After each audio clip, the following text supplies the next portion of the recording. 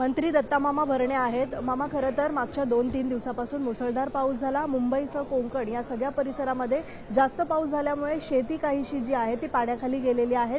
मोठं नुकसान देखील शेतकऱ्यांचं झालेलं आहे। काय शेतकऱ्यांना आव्हान कराल? मी शेतकऱ्याला एकच आव्हान करेल की 100% आपण पावसाची सगळी मोठ्या आतुरतेने वाट बघत होतो।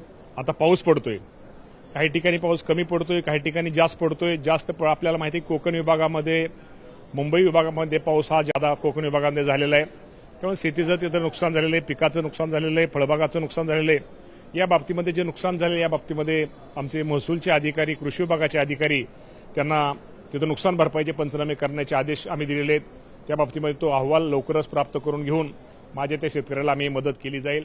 परंतु खरंच एक आनंद इतर राज्यामध्ये जो शेतकरी ज्या आशेनं वाट पाहत होतो, पाऊस आता आलेला आहे। अजूनही काही ठिकाणी पाऊस पडलेला नाही, पण जिथं पडलेलं आहे तिथं शेतकऱ्यांना मी एकच आव्हान करेल की आपण पेरणी, आज आपण विचार केला तर साधारणतः 45% पेरणी राज्यामध्ये झालेली आहे आणि साधारणतः एक अंदाज आहे की जुलै महिन्याच्या अखेरीला 100% पेरणी या राज्यामध्ये होईल।